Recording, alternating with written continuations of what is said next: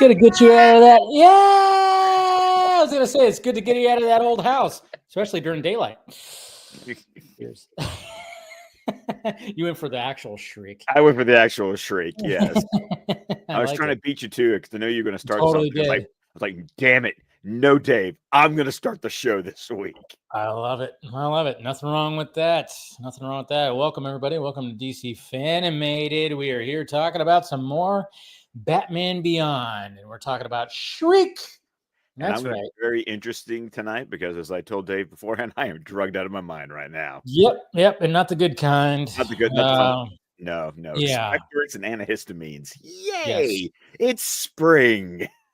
And you know what that means? That means pollen in the air and the dust, all the kind of things that just affect your face, right? My last 24 hours have sucked because, I didn't get to see The Accountant 2 last night. That's right.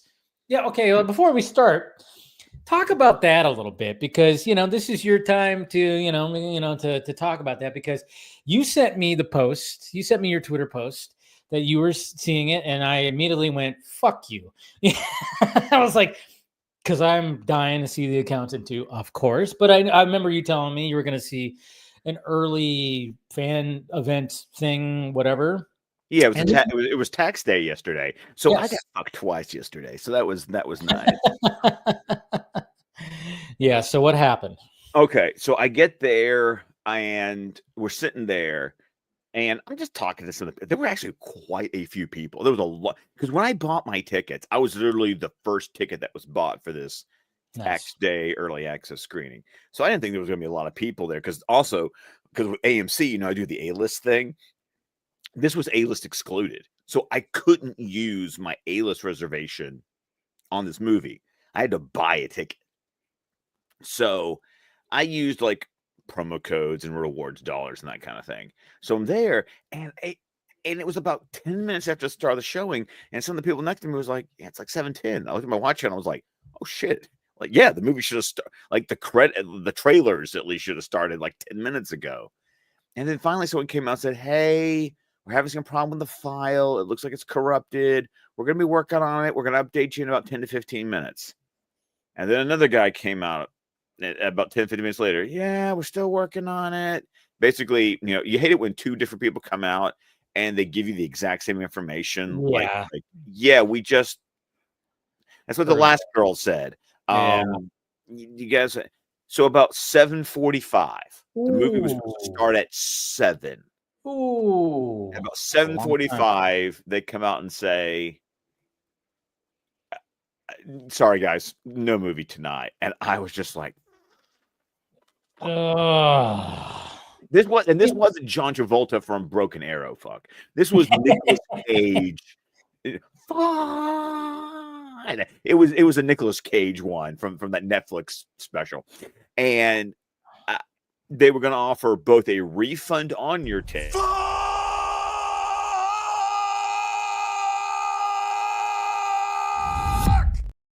I was buying you time to find that. Yeah, no, I was like, where is it? Where is it? I know I have it. So you were going to both refund our ticket and give us a free pass for some future showing. Yeah, but the problem with those free passes is that they don't work on the premium screens. Of course not. Yeah. Why would they do that? Right. I know, right? So then, of course, the glory is I go over to the register. I'm pissed off because I don't want a refund. I don't want a free pass. I want to watch the fucking movie. and then I've learned this too, by the way. If you ever use any kind of promo code or anything on Fandango to buy your ticket, you can't get a refund. They don't refund. They won't refund purchases that used promo codes on the ticket. So they're trying, and their system is saying, this isn't the card that was used to purchase. Bullshit. It's my AMC Visa card. What else would I buy a movie ticket with? They gave me 2 free passes, which of course I have A-list anyway. So really all the free passes do is if I want to go see a movie with Heather or one of the kids, they'll make their ticket free. but I don't need free passes. I can already see 3 movies a week. Yeah. Pretty soon 4, because in May it goes to 4 movies a They week. bump it up, right? They Yeah. bump it up. Yeah. So I go home, and it was Liam's birthday yesterday anyway. So I had already left dinner to go to the movie. The You were kids were 1 year away from a teenager. I am 1 year away from a freaking pray for me. Thoughts and Yes. prayers. Yeah. Enjoy Um, this last year. so we're already there, man. Yeah, It's pretty age much. is age Yeah. is a number. Yeah.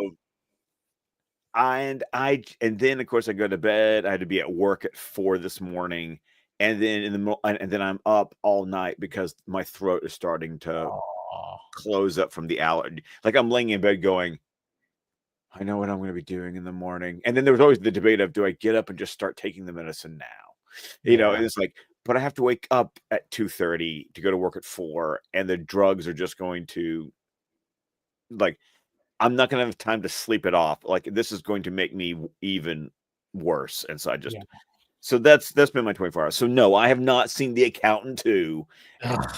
And now, so I'm going to try to go see it next Thursday, maybe. But also, when you look at all the show times, it's back to being one of those movies that don't have when you look at my work schedule, my work schedule is working against the available show times.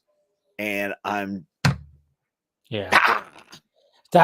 Shriek. No, but when you sent me the post where it didn't happen, my immediate thought was this is the bad part about digital now. I mean, because yeah, like I said, they received a file, so essentially they just had a USB, a something they download. they download. Yes. So it's not like having the physical film reels for a Yeah. movie where, oh yeah, the projector's just not working. We're working on it, and then all of a sudden, lights go down, it kicks into gear, you're good. No, you're downloading something, the file is just giving you an error. There's nothing they could do about it. There's nothing they could. That's what sucks. I mean, I get it. I mean, we're in the era of digital, and yeah, it's very convenient until it's not. Until it's Until not. something like this. Yeah. Until that physical, having the physical reels is what, used to be the whole thing. Obviously it could still be with certain movies, of course, but that's what just sucks about it. It's like everything. Yeah. And then if you get a bad copy, there's really nothing you could do about it besides trying to download another one. And I'm sure that it probably takes forever to do that. And I don't know how it all works, but that sucks, man. Yeah. This is the second time something like this has happened to me, and at the same theater. Now the last time it wasn't it was an issue because they gave me my free pass. I had just enough time to drive 15 minutes down the highway to another theater in the same theater chain and just here. And I was able to catch the movie. But this was literally the only theater and the only screening that was doing this. Oh man. I had no options. Yeah. So it's been a rough 24 hours, but hey, we're here to talk about some Batman Beyond. And a good episode. A good episode. Definitely a good episode. We got a new villain. Not one of mine. Yeah. Oh man, that was a great line. Yeah, great line that Bruce actually tells Terry. It's a good one. But yeah, so in this episode we get introduced to Shriek, or his given name. We just know him by Shreve, right? And by the way, I'm getting an echo from you. Really? You're getting an echo from Yeah, I'm hearing me. You're pulling a sci-fi singer. Stop pulling a William here. Oh no. That's like the first time in forever. You're still hearing it? Hold on, let me hear it. Oh, it's gone now. Okay. I wonder if it was just a little glitch in the Matrix, maybe. It probably was a glitch in the Matrix. Yeah. I know that at least if you look it up and it's in the credits, his name is Walter Shreve. Walter. Okay. Because I was kind of wondering, because like I said, I don't like to look at the credits because I kind of wonder if there's anybody. To your point, I'm trying to remember if they ever used the name Walter in the episode. I think they do. Yeah, but at least in the credits, he is credited as Walter Shreve / Shriek. So that is officially his canon name in the show. Okay. Is he a significant voice? Okay. His name is Chris Mulcahy. He's one of he's a day player. He's one Okay. of that guys. Like if you saw his face, you wouldn't know what you've seen him in, but you would know that you've seen him in lots of things. What's his name again? Chris Mulcahy, Chris Mulkay. Mulcahy. Big television, like I said, television day actor kind of guy. Okay, Yes. yeah. Yeah, he does look yeah, like I have seen it. So those eyes stand out. Yes, it is the eyes. Yeah. It's the eyes that stand out. But yeah, Yeah. he's been in what he's just one of those things that he's been in every show you've ever Yeah. I looked at it and was like, he was in an episode of MASH, he was in an episode of Matlock, he was in an episode of, he's this and that. So, it's Yeah. just he's not a He was in voice. Captain Phillips. Yes, he was in Captain He was Phillips. one of the crew member dudes. Yeah, that makes sense because that's a great movie. I love that movie. Yeah, so he's just one of those guys who, yeah, He just gets work. steady work. Yeah, which is good. I like it. Okay, I was kind of wondering. I mean, he's definitely got an interesting look in this movie. I mean, in Well, this movie, the this episode. character. Okay, so I want to take him up because at least we get introduced to him pretty Yeah, early on yeah, in this right in the episode. start. Yeah, Right at the start. I- It's a interesting design. I it is. wish I'm not sure if okay. I'm going to give you my opinion because what I hate to do is I hate to give my opinion and be like, you agree with me, right, Dave? And that's annoying as hell. But I feel like his character design was so distinctive because he's very gaunt. Yeah, He's got like the bags or bags like under his eyes. Yeah, the dark circles under his eyes. But then he's also got like the soul patch and the like the one earring kind uh-huh. of thing going on. And I just think for him to be a scientist, an entrepreneur, I mean, he's the head of his own company, even though it gets bought out by Wayne Powers, as we learn in this scene. I don't know if his character as portrayed fits the design he was given. I agree with Because that actually, because I thought it was weird too. Like, yeah, it seemed like it's he should be really more gothic-y, mystic. I don't know. I know, right? Because Yeah, it's a very cool character design. Now, yeah, granted, you don't get to see him out of like you see him more in the suit than you see him just a Shreve. But I don't feel like I wanted there to be more to his character that would align with that really distinctive character design they give him. He's a little edgier looking than his character comes across as. very true. You're absolutely correct on that because you would think like there would be like a little bit more of an edge to him, but there really isn't much to him. But for him to, I mean, he has because the way that this episode starts off is he's showing Powers what he could do with the technology that he's created, which is basically, fuck with your brain by Sound manipulation. Yeah. sound manipulation. So we have Power sitting in a chair and he's hearing like echoing voices, and then all of a sudden, hey, there's a train that's headed towards me. And then of course Powers freaks out, gets out of the way, and then we see the silhouette of Shreve, and then it's just basically that. And then I love how Powers can't even admit that it He was worked gonna on shit him. his He's just like, pants.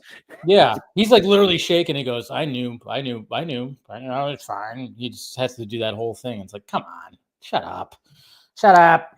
Yeah, it's interesting too because it's a very comic booky villain type of thing It to totally do. is. You get your shtick. So Shriek's shtick is going to be sound, and I'm trying to think up until this point because remember this episode came out March of 1999. Uh, is has sound really been a gimmick for a villain, or at least a mainstream villain up to this point. DC, Marvel, like, really, has sound been a thing? Like, There hasn't really been much, right? There hasn't been. I can't remember what's the last villain that we had that would those, have something like that. yeah, Yeah. that's the thing. I'm not saying that there isn't one, but sound manipulation. Yeah. I feel like this is a very it was fodder, because it's Yeah. not like it's been something that has been used a whole lot. Cool thing is Glenn Murakami, who we've talked about before, because he's one of those guys that, once again, he's really going to make a name for himself when he develops the Teen Titans Yeah. animated series on his own. But he's been there, like, he's been like storyboard artist and character, and like he's been there in the background of all these episodes we've watched for the last 4 years. And he designed Shriek, and basically it was like an idea that Tim and Burnett had. Like, apparently they would just keep like a file of like villain ideas or character ideas, Yeah. and Game City Savior in the chat said Banshee. That's kind of like she has the sound like yeah. Okay, so you got Silver Banshee Yeah, Silver in Banshee. DC, and then you have Banshee for the X-Men. So, Yeah. but even then, and I will concede that point, there's that scream, because Yeah. because technically you go with Black Canary, but all Yeah. that, You could do but that that's too. not Definitely like but that's not manipulating. Like, like he gets a whole suit and he's doing like a crazy thing where he's using sound vibrations to like I mean literally do all kinds of things. Like, yeah, yeah, it's not just like a scream. Which, yeah, because if you went with that, then yeah, Black Canary, Banshee, Silver Banshee, yeah. then the list is there. But this is manipulation. This is really playing with it. And when we get to the end of this episode, damn, that is Dude. such memorable. Oh yeah, that's the clip we're watching where he Of just course, comes it's the out. clip we're watching. Because it's just like it's so cool how the freaking episode ends. It's good and the way that they even establish it. And because like when they go, oh, that's gonna come into play. Oh, Um, exactly. yeah, which is really cool. But yeah, so we get to see what he's doing and what he's doing with powers, and giving him the illusion that he was gonna get hit by a train, and then of course, obviously he shows him the suit, and it's kind of funny too because the suit is interesting. The suit is. I mean, I'm gonna just tack it to the fact that it's one of the first suits. I thought his hands looked like it was raw. It was like like he had the Okay, little what is his claw, hands? His hands remind me like a of. panda or something. Or Okay. No, no, no. Okay, hold on. No, yeah, there was an alien creature. I think we've in an episode. I think it was in the hmm, Superman episode that we probably. watched, that had claws kind of like that. Yeah. Um, I think it's cool. And Shriek was a popular enough character that McFarlane made an action figure of Shriek. Yeah, somebody said that in the chat too, that they actually made a McFarlane. I think it was a cloned Avenger. Yeah, he said that. Yeah, that they actually made one. Yeah, and Blight too. Oh, So they've done 2 or 3 different Blights, and they yeah. actually have a Shriek and a Shriek Unmasked variant that's available. Ooh, nice. So good enough to at least make one of those. Yeah, okay. But yeah, it is. I mean, yeah. I just thought the design's interesting, fine, but at the same time, I just found it funny because it just looked like it was like maybe they could maybe in the future there would be something like different, but at the same time I get it because he has to have those little discs that are doing the Because manipulation. the interesting thing about those discs is that they pop out, so Yeah, his hands don't even go all the way. Like, his hands actually stop before you get to the discs themselves. yeah, So its fingers aren't in those claws. It, no, so that's which I yeah, think also makes sense, because it's so like bulky and almost alien looking. Eh, I think what I like about the suit is that it's very straightforward. yeah, It almost it onomatopoeia appeared in the comics after this character Yeah. because, or was it before? No, it was before. I got to remember when Kevin Smith was writing his Green Arrow run, so it could have been somewhere in the same ballpark when onomatopoeia showed up. It might have been after this, but I still like the sort of that little. There's something with the little circle design because he's got it on his chest, he's got two on his hands.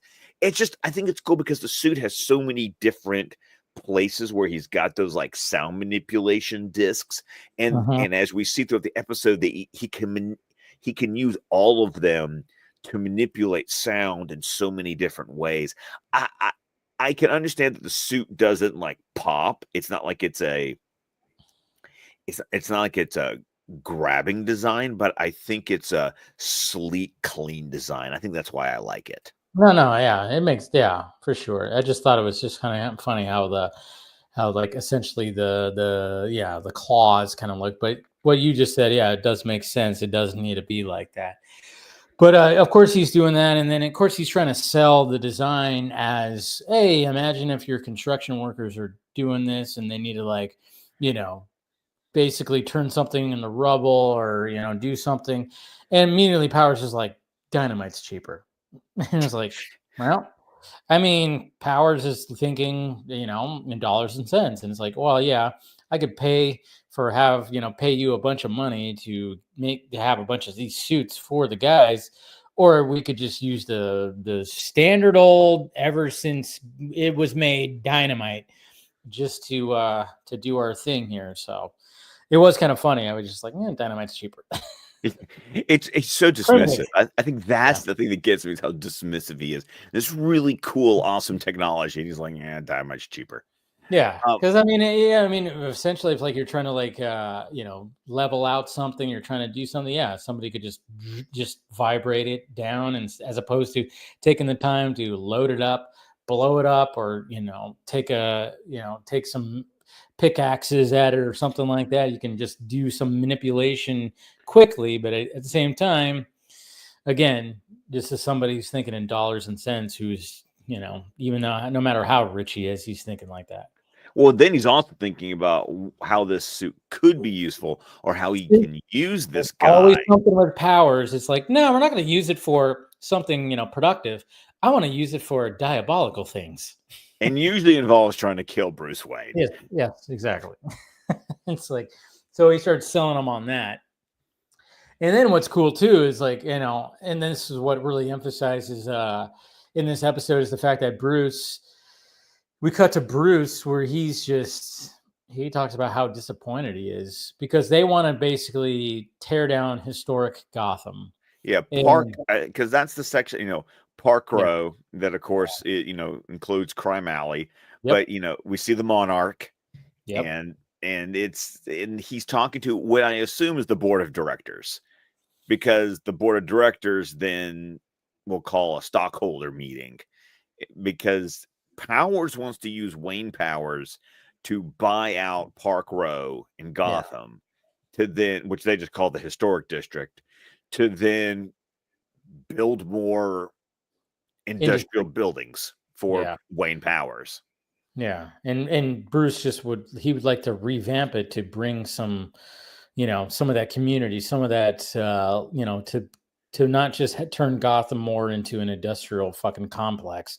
Let's get it back to where people can actually go and walk around and go to the movies, get some entertainment, have, some fun, and bring some community back into that area, which is very run down, which makes sense. It's good. Old decrepit Bruce trying to fight for the people. He's trying to fight for the Gotham City of yesteryear. It's like, we don't need the entire city to be turned into, this cyberpunk hellscape.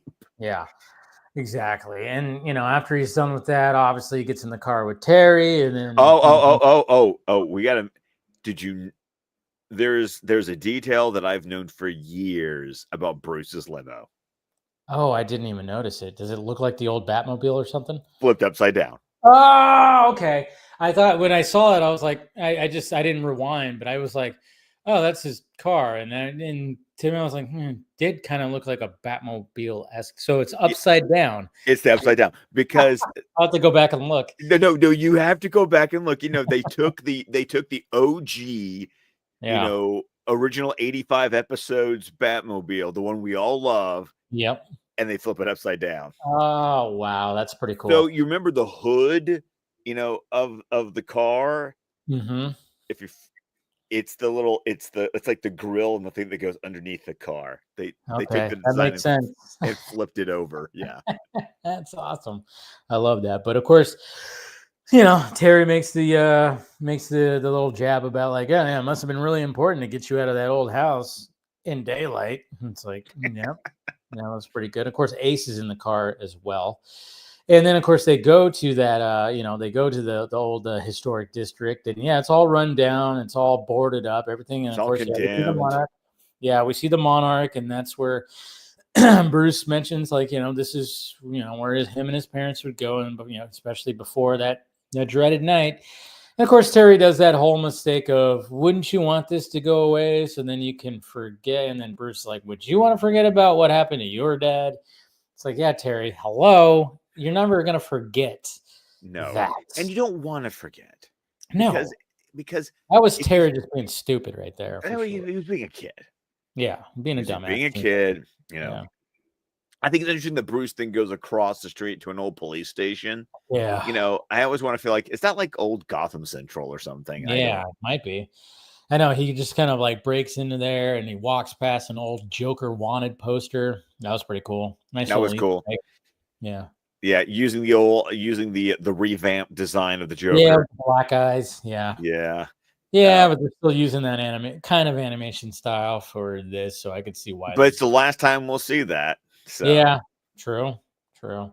But yeah, of course that's happening. But then Ace is like freaking out in the car because what do dogs have the ability to hear?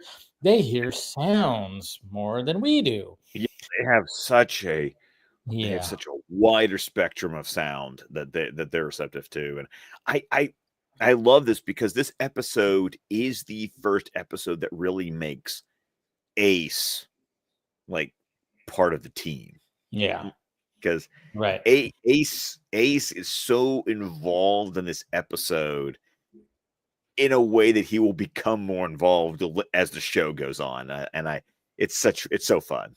Yeah, no, it is cool because, before we just kind of just seen Ace either there. And of course the first episodes, he was just an angry dog kind of thing. But yeah, we actually have Ace like actually helping out when it comes here. And then of course, yeah, when Bruce is in the old police station, things start to rumble and things start to shake and blah, blah, blah. And luckily, of course, Terry just gets into the bat costume real quick, saves his ass from, things happening. But yeah, then of course we get good old Shriek showing up and in the costume. And that's where you get that line that you said. We're like, he's like, do you know this guy? I wouldn't mind. Yeah, exactly. So that was pretty good. And of course, yeah, there's just him just showing off what he can do with that, with his suit, and just basically destroying the building. And then of course the building just collapses because he's just destroying all kinds of things. And yeah, and they wanted that building to come down anyways, right? Exactly. The whole point was they want to demolish the historic district. But of course, then Bruce gets all fucked up from, because remember, he's in his 80s. Yes. So like even though Terry gets him out, he just, so take him to the hospital. But even though, he's 80 and he don't want to be in the hospital. We get grumpy. I mean, Bruce is old man. Bruce is always grumpy. This is worse than grumpy Bruce. I mean, grumpy Bruce you could tolerate, but this is Bruce that is like, get me out of this place. You guys are trying to. He's throwing bedpans.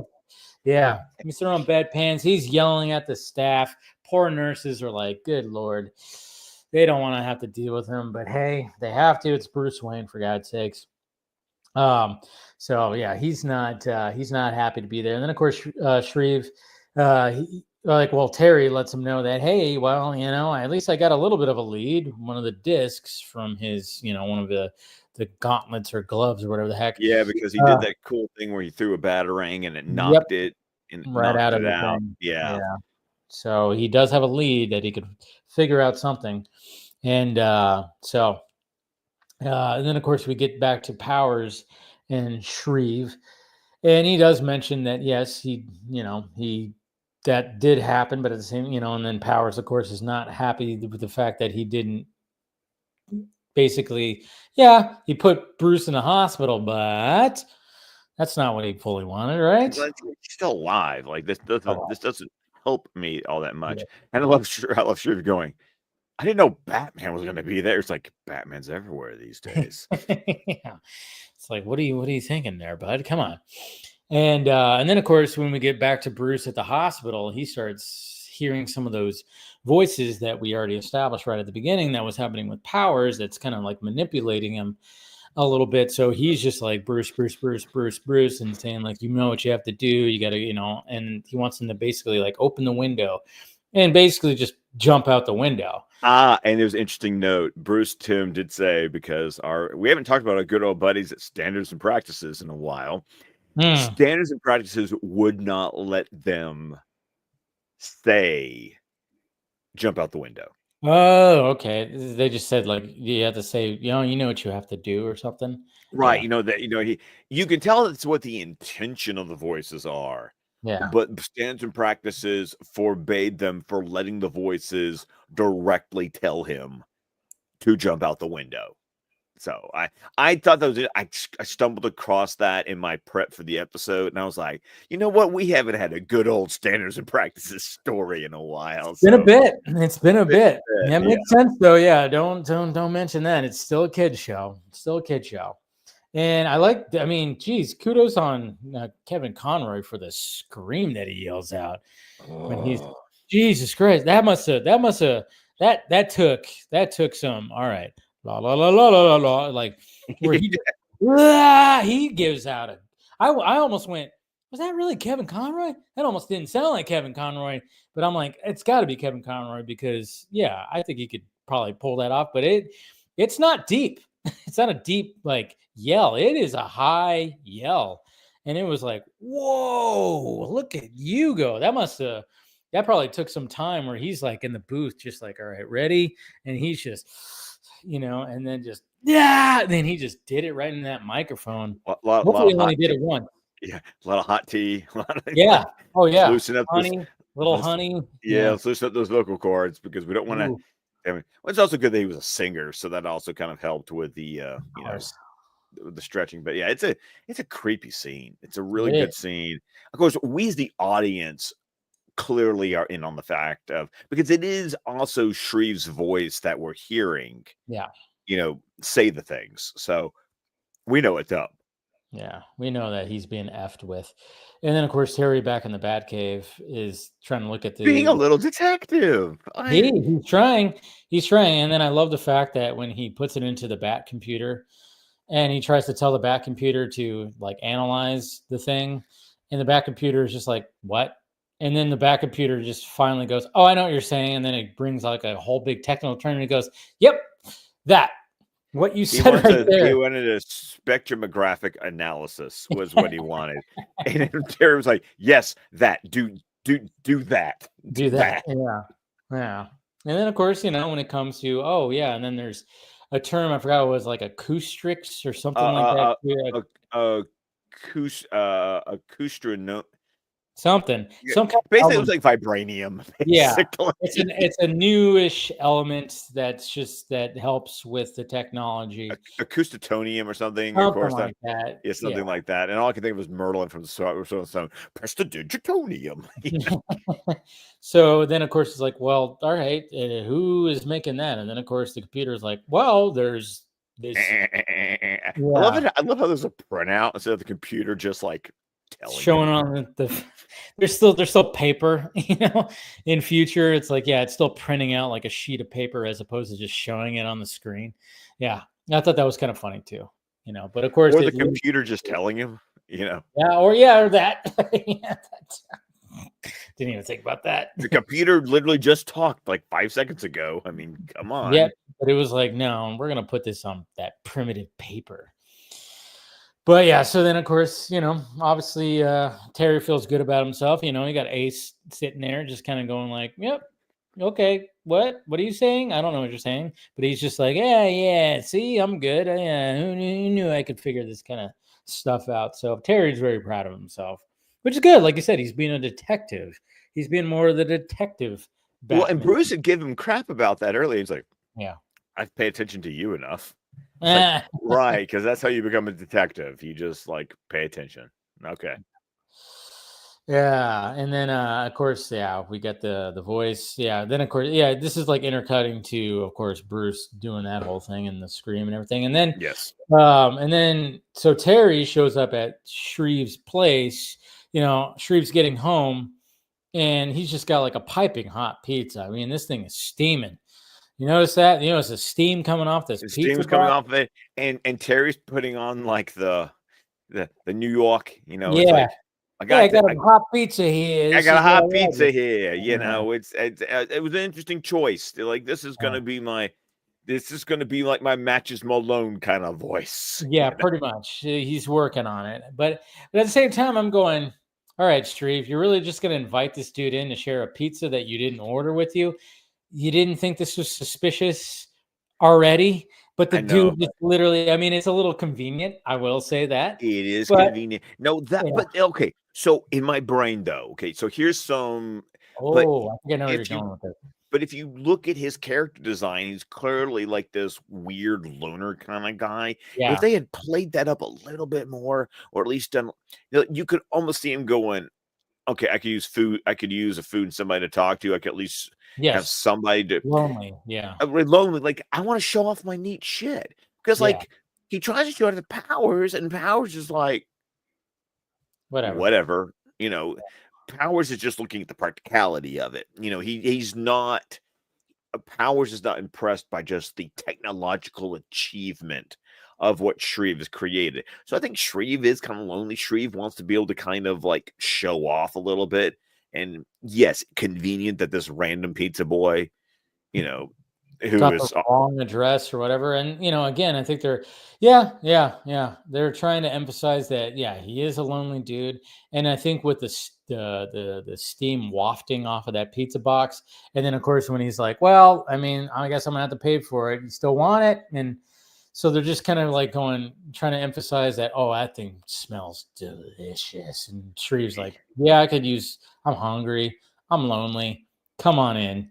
And then of course Terry is trying to do his best of just, what is this, what is that, looking around. he's trying to get him to explain things to him because Terry needs to know how this technology is working. Now I have to ask you this. I cannot I tried to confirm or deny this with some internet research, which also didn't involve me having to go back and watch the previous 6 episodes that we've watched. Is this the first time we hear Terry say "shway"? No, is it? Fuck, it might be. I couldn't remember. He didn't There were say it 2 to his brother in the last episode with the terrific trio, or did the brother say it? See, that was the thing. I'm gonna say, have we heard another character say "shway"? Is this our first time to hear Terry say Yeah, I "shway"? know. But did he say that in the last episode with the terrific trio when they were in the mall? And see, I don't know. It just that is a stood good out. question. It might be. I think it might be. Yeah. I think it might be because I think his brother said it in the last episode, and I know his girlfriend said it, right? I think. See, that was the thing. Like I think we've mentioned hearing "shway" before, but this is the first time I could hear Will Friedle say it. As Terry. I think you're correct. I don't think he has said it. I think we've heard what's his name, the bully dude, Nash. Nash has said it. I think he's said it. And what's his girlfriend's name again? Dana. Yeah, Dana. You have a hard time remembering Dana's name. Sometimes I don't know. Yeah, but then it came to me. See how I said it right? Yeah. You did. You did. I credit points there. Points. Here's the sad part, though. Okay, I'm going to go on a little bit of a rant here.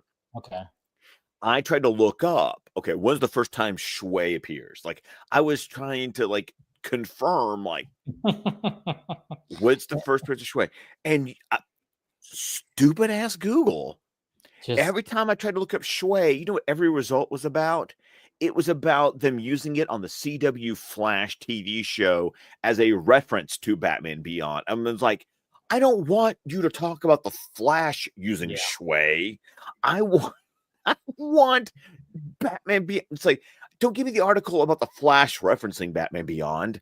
Give me an article about, I don't know, Batman Beyond. It was so annoying dealing with Google giving me all the Flash references. I'm telling you, even sometimes, technology. We have this crazy technology, and sometimes when you just want to you have something specific.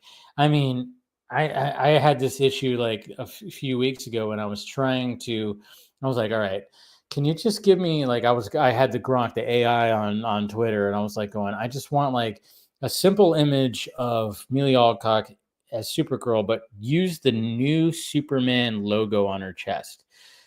I just wanted something like that. I'm going to use it like just something for a thumbnail. I could not get the damn thing to have the correct emblem. It was always using the emblem, the normal S.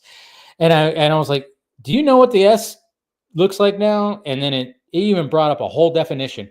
Oh yeah, the S is making reference to Kingdom Come and blah blah blah, and it takes like this. But I'm like, okay, so take that and apply it to this. And it didn't. And to the point where I was like, well, this is AI, right? It's going to respond. I'm like, you don't know what you're doing. And it goes, yeah. So and it even said, sometimes the intelligence in artificial intelligence isn't that intelligent. And it actually admitted it. I was like, that's kind of cool. I was like, that's funny, because I kept on typing. I'm like, no, that's the wrong S. And it just wouldn't do it. Sometimes technology just doesn't. I mean, as great as it can be, but yeah, you were trying to figure something out. You would think that there would be somewhere out there. There'd be some article, something, some Reddit post or something. And all it wanted to keep on bringing me back was articles about, hey, the Flash used Shui. Yeah. Not what I was asking about. Not at all what I was asking about. See, even Eric in the chat is going, I want to say Terry is the one who said it in the last episode. That's what I was thinking, but I think it might have been his brother that said it. See, I'm kind of going, maybe he did, maybe he didn't. When they were in the mall, I remember one of them said Shui. So, yeah. So, yeah, I might even go back and look for it. Rewatch the other episode. Yeah. I think we're all kind of... Yeah. Jeez. Yeah, and the whole time you were talking about fighting with Grok, I can just think of Scotty from Star Trek 4.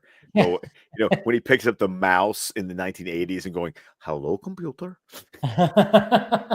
That's right. Was that when the Voyage Home, right? Yeah, Voyage Home, yes. Yeah. The Voyage Home, yeah. Oh man, good stuff. But yeah. So yeah, we do hear him say that. And then of course, as he's being a little nosy, I mean, we find like a little, he's looking at certain devices. And then, of course, this is where they establish this whole sound masking device. When Terry hits it, I mean, it mutes the whole room, which was like eerie, very eerie. He's like, obviously Shreves doesn't want him to touch it, but then he does. And then it just freaking mutes the whole room. Crazy. And I love the explanation that, like, once again, sound is a wave. Yeah. If you remember from your physics class. And that what he's doing is that he's basically matching the wave just out of sync. So when the two hit, it's silence, and it's always so cool. Like when I started doing a podcast and I started playing with Audacity, which was the computer program that we used on Squadcast. I still use it to this day. You were the one that brought me to that. I still use it to this day. Oh, it's such a great program. It really is. But sound editing is it's just so cool, and the way you can like manipulate sounds and it's speed sounds. I think that's why Shriek is such an intriguing villain, because especially now that I've been a podcaster and I've played with sound, it's such an interesting villain trope to deal with. And so the idea of the sound masking was a cool thing. It's also really cool to realize how much we do rely on sound. Oh, yeah. Jesus Christ. I mean, and then, of course, Terry is just going like, well, wait a minute, what about the sound vibrations? And this is where, Here goes Shriek, one step. He took one step too yeah, far. he went a little too much, because that's where Shriek goes, what do you mean? And he goes, yeah, I just heard about this the other day when that building came down. And then this is where she was like, he starts doing that thing where he puts his fists together and he's just like, I'm about to hit you. I'm about to Yeah. hit you. And of course, you get that. Oh, we've seen that many times happen to Bruce and Batman, when he was just Batman, where you put your fists together and you just put all your might and you just hit right in the back of the neck. Yeah, because dude, there's so much going on right there. Oh, yeah. If you could hit the right spot, ooh, yeah. That's just painful. And of course he does that, but luckily it doesn't take Terry out, and he does his acrobatic work to basically as they have like another little showdown again when it comes to them two. Yeah, but Terry's having to do this without the bat suit. Yeah, so this is all just relying on just his ability as a human being, which hey. And then of course when all this is happening, obviously Shriek puts on the suit, starts like fucking things up, and then of course the cops show up, but Shriek gets away, but now he's like effed up his whole lab, and now the cops have seen him in the costume and they're like, oh boy, here we go, another baddie in Gotham. Now of course they have pictures and everything, so not good for him. But then of course when Terry goes to the hospital, Bruce gets put down into the psych ward. Dun, dun, Yeah, dun. I know, and I love how Batman. I love Terry breaks him out, and Batman's like, "No, we're not getting out here until I figure this out." Yeah, and Terry's just but at first though, it's kind of creepy because when Terry goes to the hospital and he's like, "Where's Bruce?" He's down in the psych ward. He's like what the hell? And then of course Powers is there, and he goes, "Well, what can he do? He's old. He's old. I mean, that's what happens." And then of course Terry's upset and kind of like lashes out, and then his Powers guys like get him down. Like, it's not even. See, that's like it's not even Powers guys. It's the hospital orderlies. Oh, is that who it was? I thought it was Powers. Yeah, yeah. But they act like they're Powers guys. Well, he probably got power over them. That's for damn sure. But I like how Powers is like, "Hey, be careful." The good thing about the psych ward is, they welcome more people. So if you want us to put you down there, then why not? But yeah, I like how Terry, of course, in the bat, he gets in the bat suit. There is a window in his padded room, which is interesting, but why not? You gotta have a little something. He gets through the window, gets in there, but yeah, Bruce is just going, "No, we got to figure this out. I am not hearing voices in my head. There's got to be something. Look in the lab. There's got to be a speaker up there in the light." And of course, Terry looks at it, nothing. And then I love how Bruce is just like, "It's got to be within the walls. Tear off all the padding." And Terry's like, "What? I'm not going to freaking do that." It's like, but then Terry, again, one being a little bit of a detective. Exactly. Yes. So, wait, you have a really big bandage on your head. And then the cut wasn't that big. Yeah. And he rips it off. And of course, it has that little two-way radio, which we saw in the lab of Shriek. So, yeah. So, and then he goes, "Oh, two-way radio." So then it was like, okay, there it is. There it is. I also like that it's in between here also is Shriek going back to Powers and being like, "My life's fucked up now. I can't be Shriek anymore. The cops are looking for me. I lost my lab."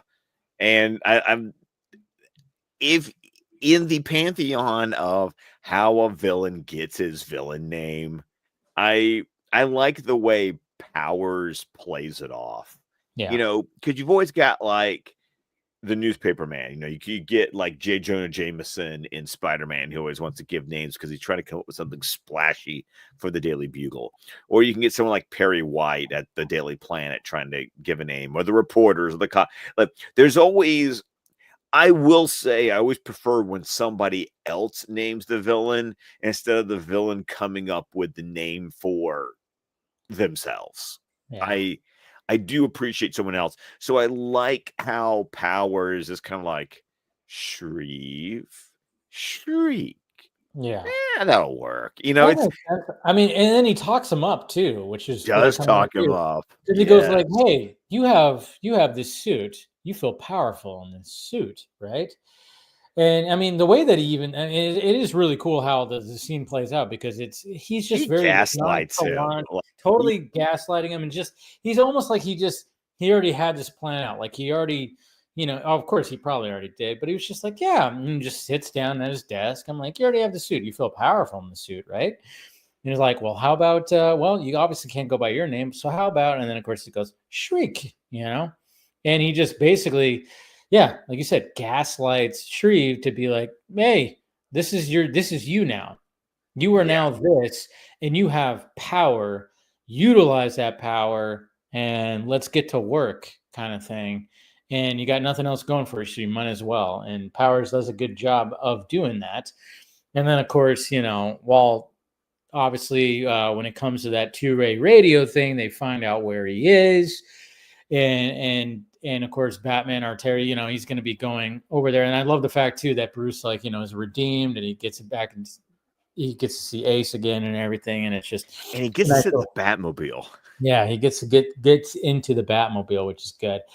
But yeah, this is where obviously, like when he gets in there, this is where we're gonna get this magical scene. That's just This scene really is so cool. memorable. Oh my god, So cool. I can still remember. Like I said, March of 1999. I can still remember watching this episode and getting to this end and being like, "This is so amazing." So freaking cool. You don't have to do this, Shriek, but I do. And the name Shriek now. No. Yeah. I'll show you why. God. And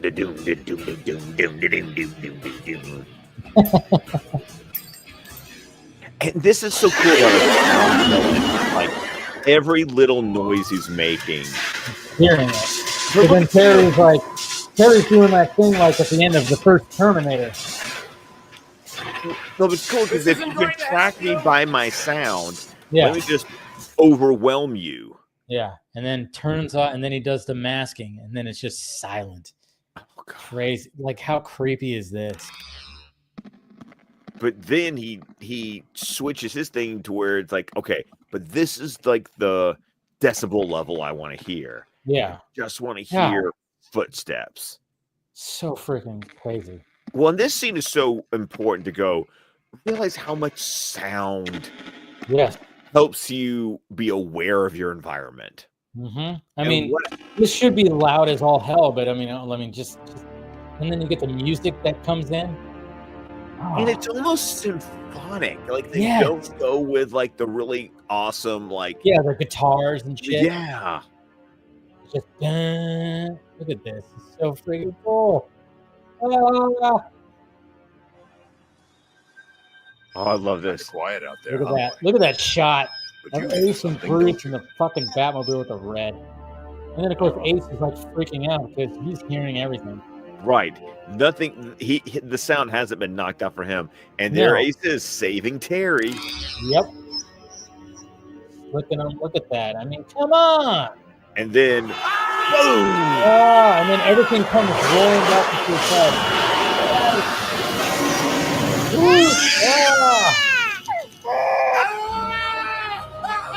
You gotta imagine he like cranked up the volume of what he was receiving because he was only filtering out certain things.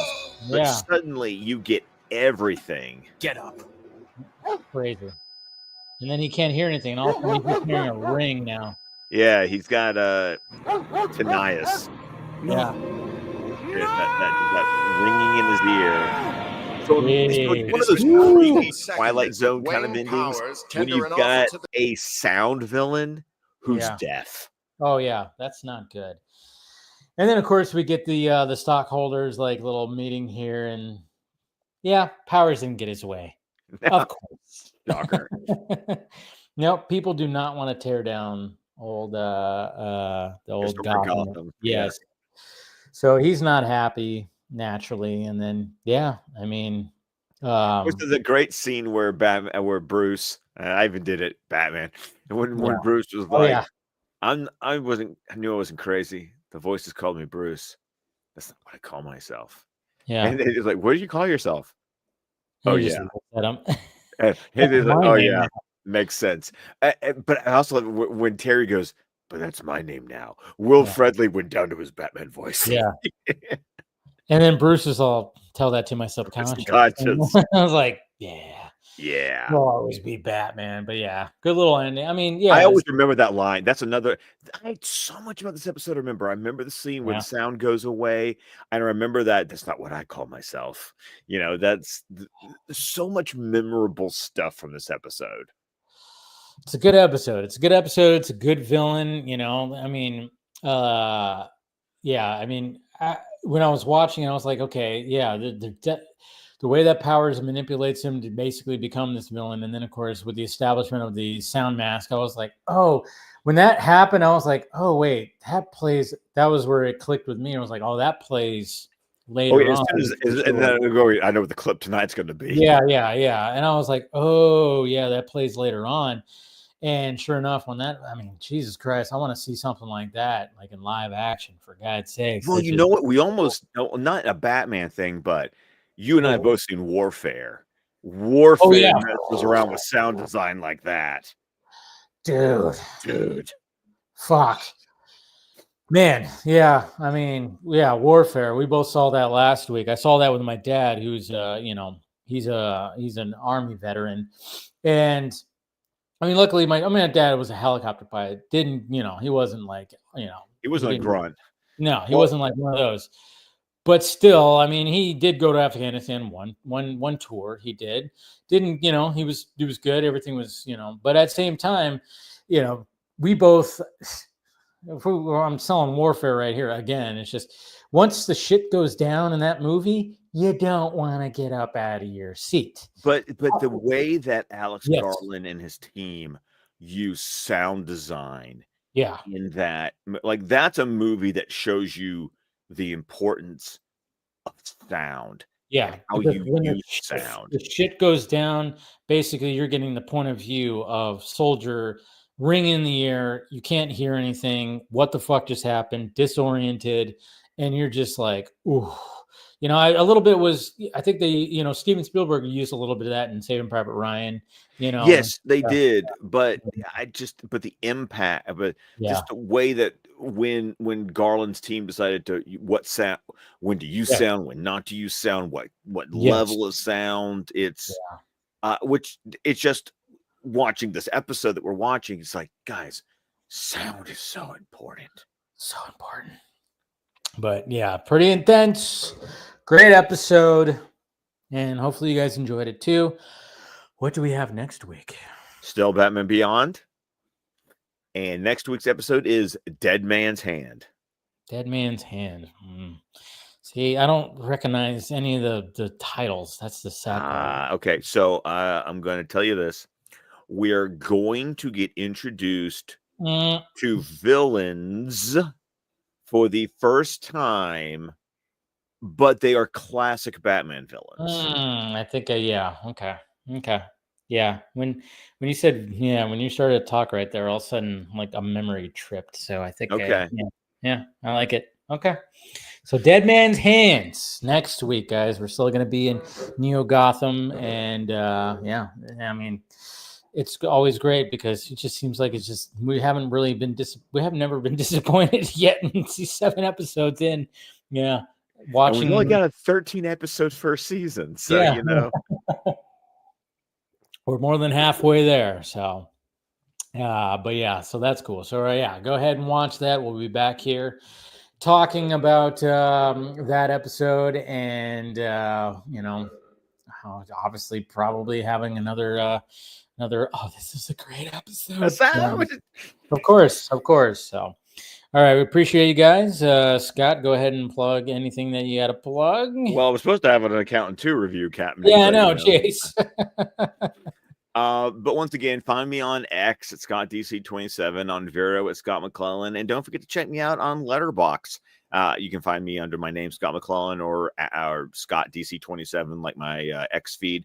Even though I did not see The Accountant 2, I did see 4 movies in 4 days this past weekend. Yeah, you did. You freaking, yeah. There were 4 new movies that came out, and I wrote a review for I rated all 4 of them, but I wrote a review for 2 of them. So I saw The Amateur, I saw Warfare, I saw Drop, and I saw The King of Kings. So check out my reviews and my ratings over at Letterboxd. I mean, it was a busy weekend. Basically, every movie that came out last weekend I saw. It was glorious. So follow me on my socials, find that stuff there. You know, I'll go see Accountant 2 with everybody else next weekend. Damn it. I will be seeing Sinners on Friday, so I'm sure I will have a review ready to go for that one as well. Yeah, that's the one I'm seeing tomorrow. That's goddamn. It's crazy how many. I mean, I love it when an original movie, especially with a very talented filmmaker that has made great films. But it's kind of funny because, he's made great films, but I mean, the first film, Fruitvale Station, was based on just a story, a true story. And then, of course, he jumped into Creed, the Creed franchise, and then, of course, Black Panther. So he hasn't done anything like original. This is his first original movie. And people are just going, oh, my God, this is the best thing ever. And I'm going, fuck yeah. Good for Ryan Coogler. You know, I just love that. I love that because, it seems like he just took the proper steps to get where he's at, where he could make something like this, where he could have the resources behind him to make an original tale. I mean, we've seen vampire movies like crazy, but when I'm reading some of the reviews and the hype, I don't want to hear like I'm just saying. All I'm saying is just the fact that it's an original take on a vampire tale. That's it. Like people are going, oh shit, I've never seen a vampire movie like this, and I'm going, that's all I needed to hear. That's it.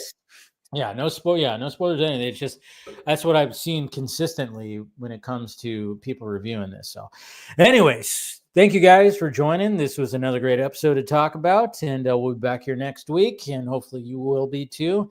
And we love you. Hit that like, thumbs up, subscribe, and we will talk to you guys later.